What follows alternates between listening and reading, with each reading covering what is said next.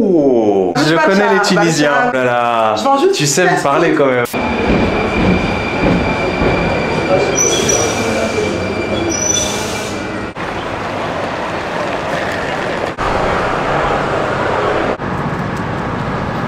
Bonjour à tous, j'espère que vous allez bien. Nouvelle journée, nouvelle aventure, nouveau vlog. Je suis extrêmement heureux de vous retrouver aujourd'hui. Ça fait quelques semaines qu'on s'était pas donné un petit rendez-vous comme ça, oui, depuis que je suis rentré de l'Algérie saison 2. Et dire que, ouais, il y a quelques semaines, on était au chaud dans le Sahara algérien. Et là, on est dans le froid, sous la pluie parisienne. Mais comme je dis toujours, c'est important, il faut de l'eau pour la terre. Et puis bon bah on est en mars, hein, c'est les fameuses giboulées de mars. Comme on est dans une période transitoire, hein, je suis à Paris et vous le savez, quand je suis à Paris, c'est que je suis jamais très loin de préparer un nouveau voyage. Et c'est le cas, puisque je repars d'ici quelques jours dans une nouvelle destination. Alors si vous avez votre petite idée, n'hésitez pas à mettre tout de suite la vidéo sur pause et à me dire oh, mais où est-ce que je pourrais partir? Mais ça, de toute façon, je vous le révélerai en fin de vidéo. C'est une nouvelle destination vraiment pour moi que je ne connais pas. Et puis surtout aujourd'hui, j'avais une envie de me replonger dans un ancien voyage. J'avais envie de manger tunisien. Et l'avantage d'être à Paris, c'est qu'on a vraiment tous les spots possibles et inimaginables de food et de street food du monde entier. Qu'on veuille manger marocain, algérien, tunisien, thaïlandais, etc., etc. On peut vraiment tout trouver à Paris et ça c'est cool. Alors il y a quelques jours sur Instagram, je vous ai posé une petite question. Quel est pour vous le meilleur resto pour manger tunisien à Paris? Et alors là j'ai eu plein de réponses, hein. Il y a quelqu'un qui m'a demandé si je pouvais partager tous les bons plans qu'on m'avait partagés. Bah, je mettrai voilà la liste de tous les restos qu'on m'a donné sur Paris et en banlieue, des bonnes adresses tunisiennes. Mais celui où on va aller m'a donné vraiment envie sur Instagram. Alors on perd pas plus de temps, je suis pas loin de Pigalle, là je suis à côté du Moulin-Rouge, je fais le touriste dans ma ville. Bon bref, j'ai faim. On y go. Il y a là d'ailleurs, je vous invite à retrouver aussi la playlist Tunisie là quelque part au-dessus de ma tête parce que c'était un très beau voyage qu'on a fait après l'Algérie saison 1. Let's go.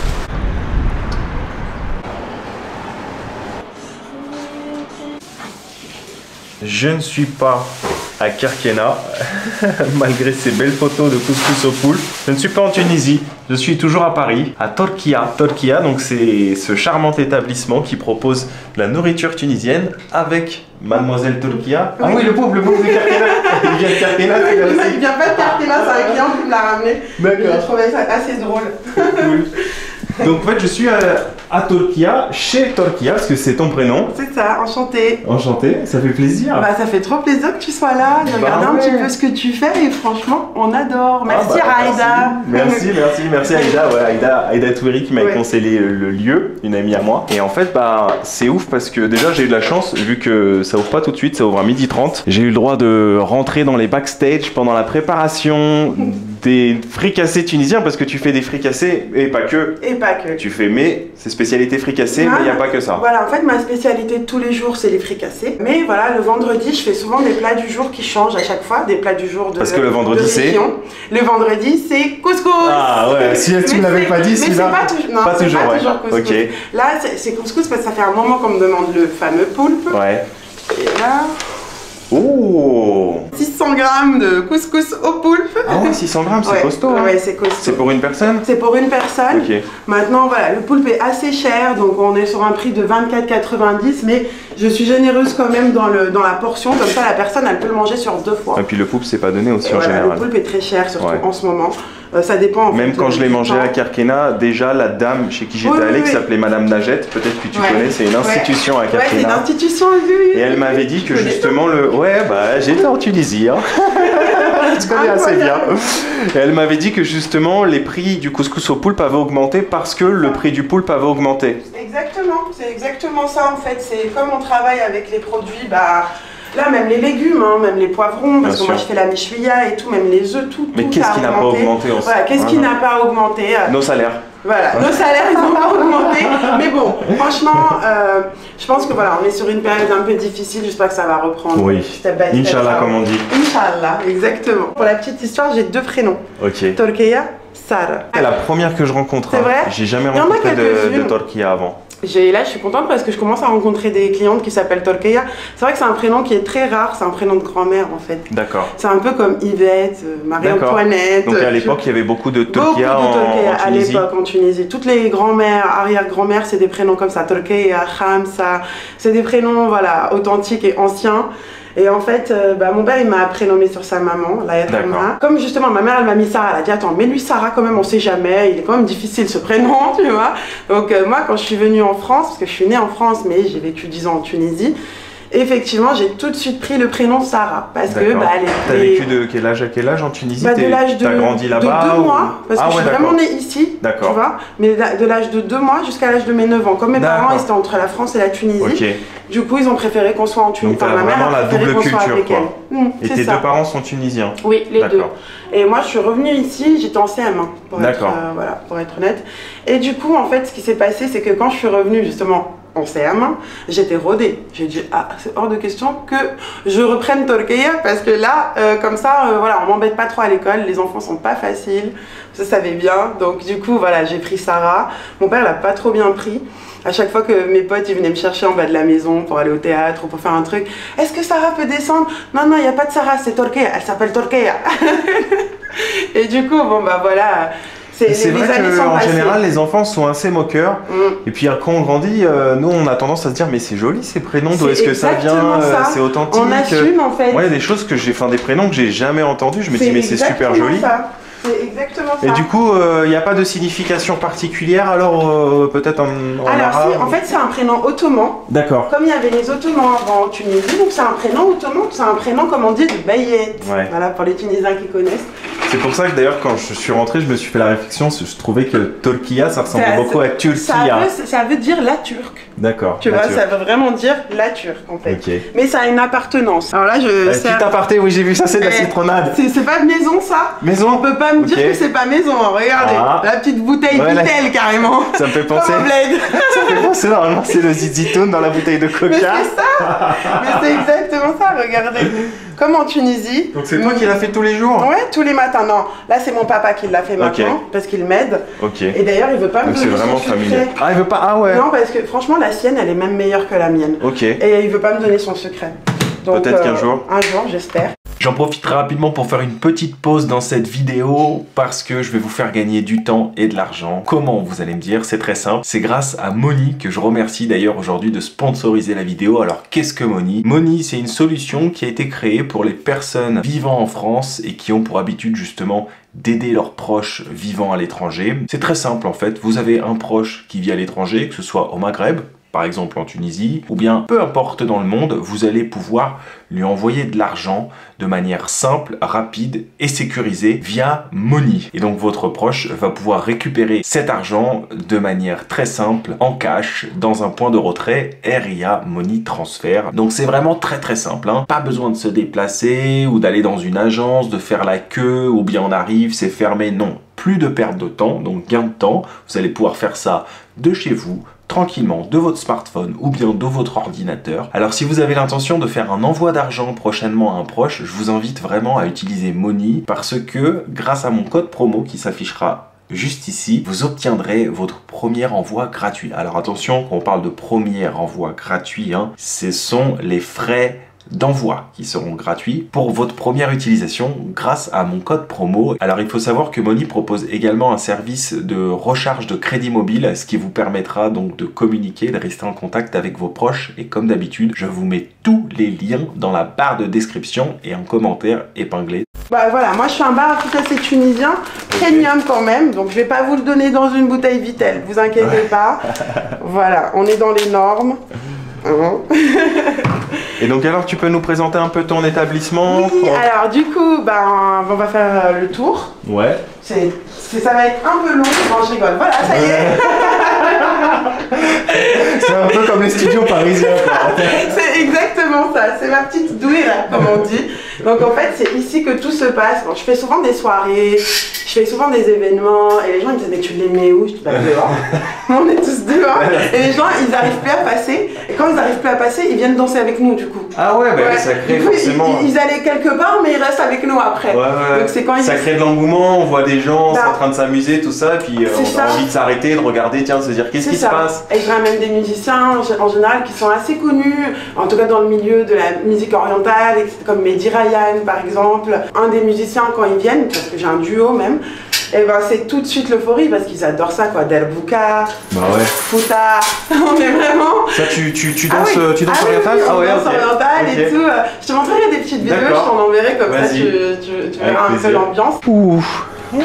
En plus j'ai pas pris de petit déj ce matin, j'ai fait exprès. C'est parfait parce que tu vas repartir d'ici, tu vas rouler. Tout simplement, mais comme on est à côté de Montmartre, petite digestion, escalier, oui, ça va être ça. Ça va être exactement ça. Donc toi, comment en fait t'as atterri ici? Pourquoi la cuisine tunisienne? À la base, j'étais pas du tout dans ça. Moi, j'ai un profil commercial. J'ai travaillé aussi dans le luxe, dans l'immobilier. J'ai fait beaucoup de choses parce que j'ai toujours voulu entreprendre. Donc en fait, au bout d'un an, je partais vers un autre boulot. Dès que j'avais atteint mes objectifs, tout simplement, j'allais chercher un autre travail. D'accord. Donc j'ai fait plusieurs maisons de luxe, j'ai fait de l'immobilier, j'ai vendu des jacuzzis en Espagne et à Miami. J'ai vendu une vraie businesswoman. En fait, pas businesswoman, mais en gros, je m'ennuie vite. Ok. Donc une fois que... Voilà, une fois que on m'a donné un objectif à atteindre, je l'ai atteint. Ouais. Soit tu m'augmentes, soit je pars. Ouais. C'était aussi simple que ça. Donc du coup, bah voilà, je faisais un an à chaque fois et je partais. Là, c'est l'assiette, la mini assiette de Tolkeya. Elle est belle, hein. C'est l'assiette typique tunisienne. Voilà, enfin, en fait, la tunisienne, il va y avoir encore plein de petites choses, des pommes de terre. Alors c'est dans la grande assiette. Ah, c'est dans la grande. Là, c'est la mini. C'est la petite, ouais. Ouais. C'est pour ça que je l'ai appelée l'assiette de Tolkeya parce que c'est ma présentation à moi. Par exemple, il y a des gens qui vont mettre des pommes de terre, il y en a qui vont mettre la harissa dedans. Moi, je fais à part. Donc c'est pour ça que je l'ai appelée comme ça. T'as ta petite touche perso. Voilà, c'est ma petite touche perso. J'étais dans le commerce, voilà. Et mon père, il avait cette cordonnerie-là depuis 30 ans, donc c'est pour ça qu'on va encore parler de mon papa. Ce qui s'est passé, c'est que, en fait, ça fait depuis 2015 que je veux entreprendre, que je dis à mon père que j'ai vraiment envie de travailler. Oh là là, j'ai trop faim là. Ça me donne l'eau à la bouche. Je te mets un petit peu d'harissa. Chouïa. Je connais les Tunisiens. Ouais. Je connais les Tunisiens. Je me suis beaucoup fait avoir en Tunisie. Elle est diluée, ne t'inquiète pas. Justement, en fait, ici, c'est vraiment ça ce que j'essaye de faire comprendre aux clients. C'est que chez Tolkeya, on peut manger à la tunisienne sans que ce soit piquant, sans que ce soit gras. La preuve, regardez mon fricassé, il est dans le papier, ça ne transperce pas. Voilà, j'essaye de montrer que voilà, j'ai même pas mis d'huile d'olive là, regardez, j'ai pas encore mis. En fait, en Tunisie, ce qui se passe, c'est que même quand tu leur dis chouïa, ça reste quand même Barcha. Voilà, Barcha. Ça reste quand même très fort en fait. C'est vrai. Donc le mieux c'est de demander 100, comme ça au moins t'es sûr que voilà, au moins t'es sûr de pas avoir le palais en feu quoi. Tu verras que... Parce que moi je me suis fait beaucoup avoir en Tunisie avec ça. Ah mais c'est sûr, il y a beaucoup de clients qui me le disent. Beaucoup de clients viennent ici et me disent ah ce qui est cool chez toi c'est qu'on peut manger pas piquant si on a envie. Ma méchouïa, elle est pas piquante. D'accord. Tu vois, après je te montrerai. La méchouïa c'est la salade de poivron, voilà, c'est ça? Exactement. À la base c'est une salade de piment. Et non de poivrons. Ah d'accord, ok. C'est que des piments qu'ils mettent, mais moi je mets que des poivrons. D'accord. Et d'autres secrets. Ah ouais, de l'amour. De l'amour. C'est obligatoire. Et donc alors ton petit parcours de vie, donc tu as travaillé un peu aux quatre coins du monde. Voilà, j'ai travaillé un peu en fait, mon père me faisait patienter quoi, tout simplement. Mon père, non c'est pas maintenant que je te donnerai la boutique parce qu'ici c'était une cordonnerie en fait pendant 30 ans à mon papa. Ton papa était cordonnier? C'est ça, durant 30 ans. Et du coup en fait à chaque fois je lui dis allez papa c'est quand que tu me donnes la boutique, c'est quand que je peux entreprendre. Et en fait à chaque fois il me disait non, enfin il était pas prêt, je le comprends, c'est son petit bébé.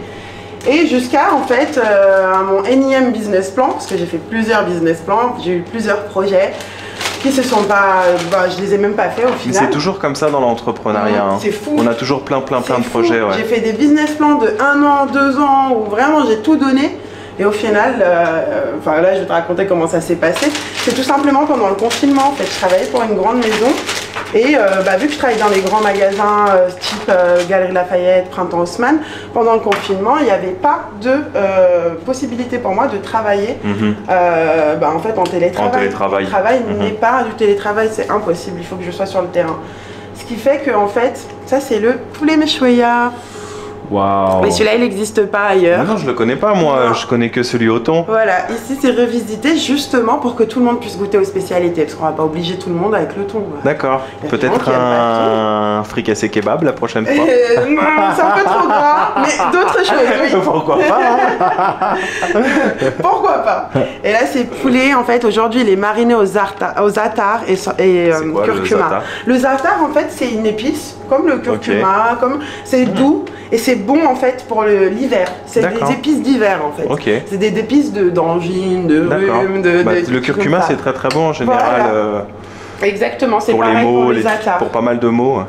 C'est vraiment pareil pour le petit za'atar. Ah, j'ai D'accord. pas rajouté la touche finale, non, ça va pas du tout. Ouh là là. C'est pas un fricassé sans œuf. Et donc, pour en revenir à la petite histoire, en fait, du coup, pendant le confinement, moi, je me suis mise à beaucoup cuisiner depuis chez moi. Et en fait, au début, c'était pour mes potes, mes voisins. Un peu, voilà. Pour casser l'ennui, quoi. Casser l'ennui. Ouais, un peu comme beaucoup de monde. Hein. Un peu comme beaucoup de monde. Il y a plein de gens qui se sont mis à faire leur pain, leur chaîne YouTube, des TikTok, des trucs. Voilà, tout le monde essayait de tenir comme il pouvait, en fait, tout simplement. Et en fait, oh, regarde comme il est beau, celui-là il t'attend. Allez, viens, on va se mettre à table parce que je sens que là t'as un petit peu faim. Donc le fricassé est à combien? À 6,90. 6,90, ok. Comme je disais tout à l'heure, c'est pas celui à 30 centimes de la Marsa. Et moi, il y en a qui me comparent. En Tunisie, c'est. Je suis au Moulin Rouge, je mets du thon mala, je prends des légumes bio de la rue Le Pic. Est-ce qu'on peut me comparer, s'il vous plaît? C'est pas comparable. Un peu de décence. C'est pas comparable, je sais. Et puis moi, je ne suis pas sur la quantité, mais sur la qualité. Et sur la qualité. Ça, c'est vraiment vrai. Ça veut dire, moi, si je vends 40 fricassés, je suis très contente. Merci, au revoir, je ferme. J'en vends pas 1000 par jour pour arriver à un chiffre d'affaires. J'ai fait un choix. Soit je fais beaucoup de quantité, mais c'est pas du frais. Mais c'est costaud en plus en général un fricassé, t'en prends deux, tu vois, c'est quoi le prix d'un McDo, 6,90. Mais c'est ça, mais je comprends pas comment ils peuvent comparer en fait. Des fois, même moi j'essaye de comprendre, mais en fait ils viennent, il y a du packaging. Il y a les cartes bleues, il y a l'URSSAF, il y a les charges, il y a la personne que tu as employée avec toi, il y a l'emplacement, enfin il y a beaucoup de choses, donc on ne peut pas en fait me comparer aux petits vendeurs sur la plage. Non, c'est pas possible. Et on me l'a déjà fait. Je sais, tu peux pas comparer la street food à 30 centimes de la Marsa versus un restaurant à côté du Moulin Rouge. Voilà, c'est pas comparable. Bon, heureusement que c'est très peu. C'est vraiment pas beaucoup de clients qui me disent ça. Il y en a énormément. Ils viennent et me disent quoi? 6,90 €, un fricassé, ils mangent et après ils font ok, je comprends. Ici c'était la cordonnerie de mon papa que j'ai tout retapé pendant 2 ans. Il y a une histoire derrière tout ça, donc moi je me suis spécialisée dans une seule spécialité, les fricassés. C'est pas comme si je vendais des chapatis, enfin je vends pas beaucoup de choses. Oh là là, je vends juste tu sais me parler quand même. Hein. Non mais c'est vrai qu'il y a des... Les chapatis, les maclous. Ils vont vendre beaucoup de choses. C'est-à-dire des briques, beaucoup de... Moi j'ai fricassé, casse-croûte. Le vendredi un plat du jour. Tu vois, donc voilà, c'est un choix après. En tout cas, tu as tous les arguments pour savoir me séduire et me parler. Hein. Chapati, maclou. Ça rappelle des souvenirs. Baguette farcie. Les Tunisiens, ce sont vraiment les rois du sandwich. J'ai jamais vu autant de sandwich de ma vie qu'en Tunisie. Chapati de sauce, fricassé, macloub, etc. Bonjour. Bienvenue. Je suis trop content parce que ça fait trop longtemps que j'ai pas mangé un fricassé. Et c'est vrai que ça fait trop plaisir. Alors aujourd'hui, c'est bien moelleux. Donc il y a le il y a le blé. Bon, l'avantage c'est que j'ai des points de comparaison puisque je suis parti en Tunisie pendant quasiment un mois et je peux vous dire que des fricassés j'en ai mangé. Et effectivement, c'est vrai que quand on le touche celui-là, je te l'avais pris en pain. On n'a pas cette sensation. Bon, il y a bien évidemment il y a du gras puisque c'est un pain qui est fricassé. C'est un sandwich en fait dans un beignet. Mais comparé effectivement à ceux que j'ai pu manger en Tunisie, le pain est beaucoup moins gras. Mais c'est moelleux, j'adore ça. On dirait un coussin, on pourrait s'endormir dessus. Tu peux mettre de côté.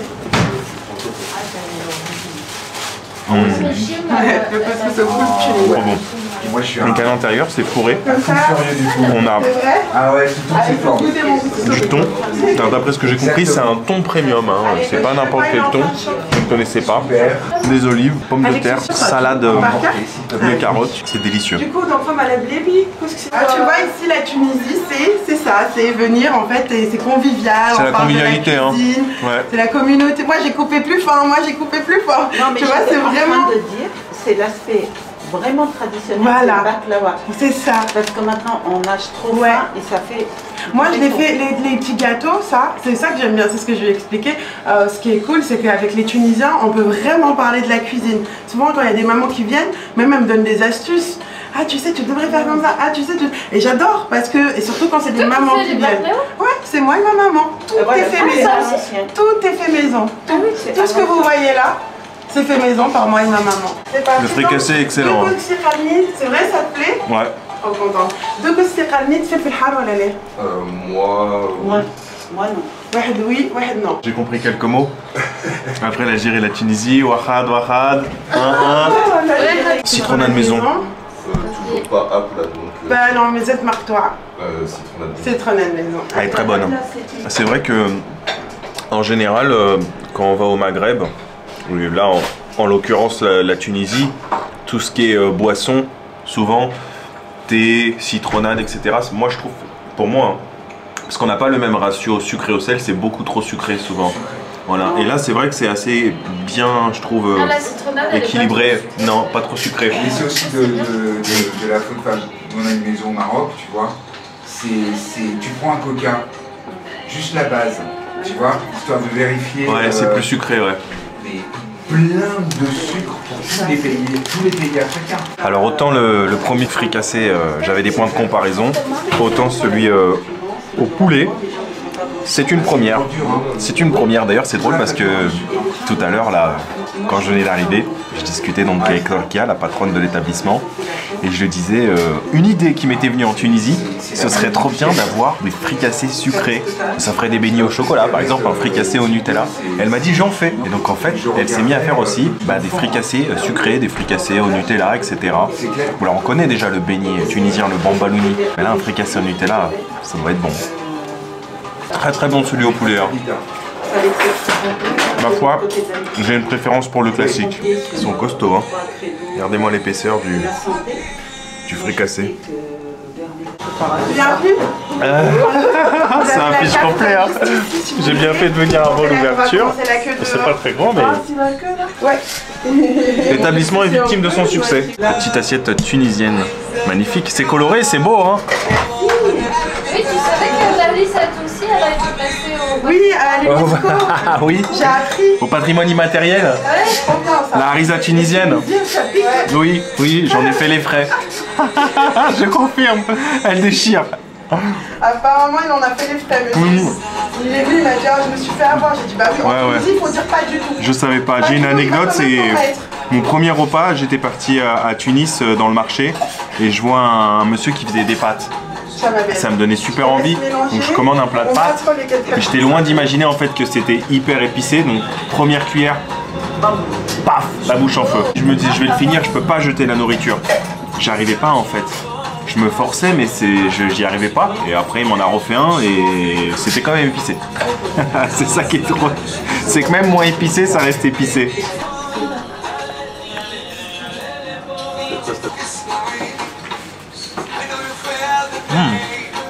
On sent bien le cumin dans les carottes, c'est très bon.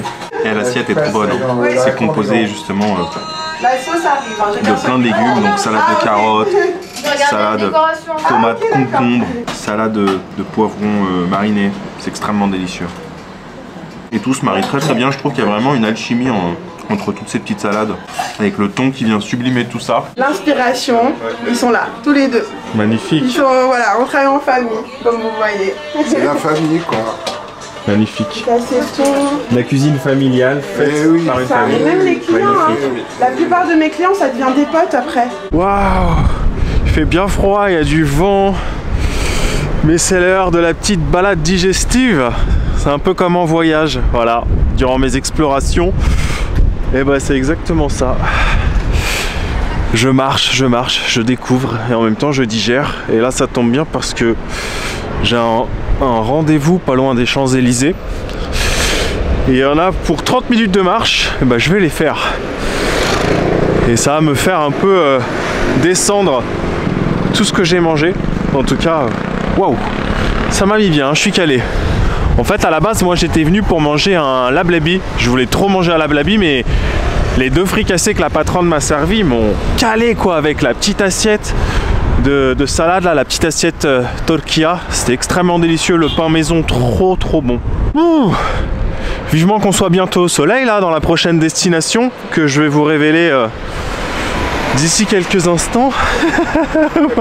Parce que là je peux vous dire je tiens ma caméra et j'ai froid. Et voilà, c'est ici que se termine ma marche digestive, non loin de la Tour Eiffel et au pied de l'Arc de Triomphe, donc sur l'avenue des Champs-Élysées. Welcome to Paris. vous cache pas que je suis full de chez full. Désolé si ça bouge beaucoup, il y a beaucoup de vent aujourd'hui. Mais d'ici quelques jours, on aura du soleil si tout va bien. Rendez-vous, roulement de tambour, au Qatar. Oui, au Qatar. Alors vous allez me dire, mais Ben, t'arrives un peu trop tard, hein, la coupe du Monde. C'était en décembre. Je sais, mais je vous expliquerai tout sur place. Alors, au moment où je vous parle, normalement j'y serai déjà, mais vous pourrez suivre ces aventures d'ici quelques jours sur ma chaîne YouTube. Alors pour revenir très rapidement sur Torquia, pardon, très bon établissement, voilà, j'ai beaucoup aimé. Cuisine conviviale, méditerranéenne tunisienne, comme on aime, qui nous replonge dans de très très beaux souvenirs. Et justement, on me pose souvent la question de Ben, est-ce que tu vas revenir un jour en Tunisie? Oui, je reviendrai en Tunisie pour la saison 2, c'est certain. Il y a plein d'endroits que j'ai pas eu le temps de visiter durant ma saison 1. Et comme j'ai dit, au même titre que la Turquie saison 2, que l'Algérie saison 2, il y aura aussi une Tunisie saison 2 et sûrement une Maroc saison 3. Voilà, comme ça c'est dit. Après, je peux pas vous donner de date parce que comme d'habitude, moi je suis un voyageur qui voyage sans plan, mais sûrement peut-être en 2023 il y aura une Tunisie saison 2 ou peut-être sur 2024, on ne sait pas parce que c'est toujours en mode quand rien n'est prévu, tout peut arriver.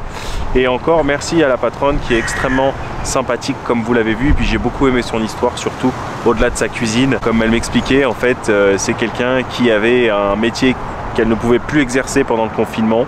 Donc elle ne pouvait pas faire de télétravail. Du coup elle a commencé à cuisiner pour passer le temps. Puis au départ voilà, c'était pour ses amis, etc. Et finalement bah, d'un projet un peu comme ça, j'ai envie de dire entre guillemets pour le délire, bah, c'est devenu son métier. Métier passion quoi. Oh, qu'est-ce qui se passe? Je suis investi de pigeons. Bah, on est bien à Paris. Voilà, donc je vous remercie à tous d'avoir suivi cette petite vidéo parisienne. J'espère vraiment qu'elle vous aura plu. Alors oui, moi vous le savez, j'ai pas trop l'habitude de faire des vidéos à Paris en général, mais de temps en temps aller tester des petits concepts comme ça et se replonger dans des voyages, ça je kiffe vraiment. Donc je vous dis à très bientôt. Rendez-vous. Oui, ils sont déjà partis au Qatar. Allez, salut, merci.